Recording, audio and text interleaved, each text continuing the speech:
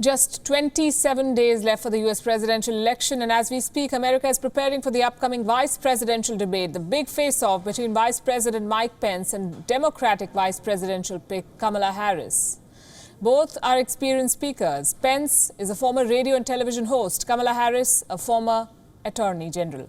Both of them have a reputation for not mincing their words. And now with the two presidential debates at stake, the face-off between Harris and Pence may be all that the Americans will get this election season. The vice presidential debate will be held in the Salt Lake City. It will be at 6:30 a.m. IST and WION will be broadcasting live.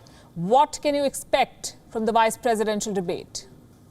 Before the first presidential debate, we told you all about the different segments and time limit. But we also saw how all of those rules collapsed like a pack of cards. So tonight, we'll discount the rule book and instead tell you what Kamala Harris and Mike Pence are likely to talk about, what will be on their agenda and their respective parties' agenda. Health, of course, will dominate. And there are two reasons why I say this. First, the US President Donald Trump testing positive for the Wuhan virus. And second, the White House task force on the Wuhan virus. Mike Pence is leading this team. So it's only fair to expect that Kamala Harris's team will load her with numbers to throw at Pence and question the Trump administration's response to the Wuhan virus. Racism and racial justice are also likely to feature in this debate. Also making a stage debut will be a plexiglass barrier to ensure social distancing. Will Kamala Harris carry forward Joe Biden's question on white supremacy?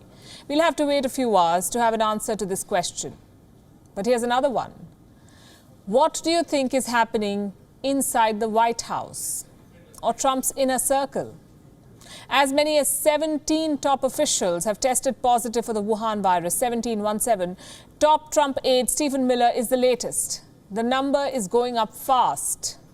Who was the super spreader? The White House has chosen to not put out any official figures. The U.S. Capitol, Washington, D.C., which is also home to the White House, has recorded the highest number of daily coronavirus cases in more than 4 months. The city has reported 105 new cases on Monday alone. Now, experts say the rising number is to do with the outbreak at the White House. Donald Trump came back to the presidential mansion yesterday and he took off the mask. The first thing, what was he thinking? Another question. What was Trump thinking when he tweeted calling off talks on a stimulus package? Look at the tweet. This is what Trump wrote, and I quote, "I have instructed my representatives to stop negotiating until after the election, when immediately after I win, we will pass a major stimulus bill that focuses on hardworking Americans and small businesses." The president has received quite a lot of flack for saying what he did. Joe Biden said Trump was turning his back on Americans. And now it looks like Trump is rethinking. He's sending mixed signals on Twitter about the stimulus. Has he realized that not signing a stimulus or not helping Americans who desperately need help may cost him votes? A Reuters Ipsos poll claims that Joe Biden is leading Trump in national polls. And this is with an advantage of as much as 12 percentage points. I will not comment on opinion polls. They tend to get it wrong more often than not. But here's something we must dwell on. Major publications in the United States picking sides from the Washington Post to the New York Times, they've all come out to endorse Joe Biden. Should the media take sides in an election? We'll discuss this in the next report. But before that, here's something you should consider. Whoever said that everything is fair in love and war forgot the US election.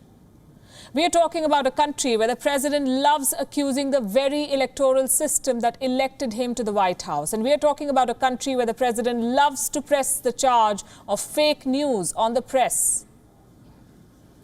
Here's an example that's just 2 hours old.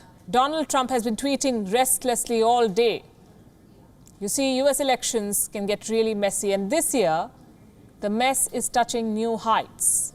Thank you for watching Gravitas on WION's YouTube channel. If you want to stay up to date with what's happening around the world, then subscribe to our channel and don't forget to like and share. Thank you very much for watching. WION, World is One.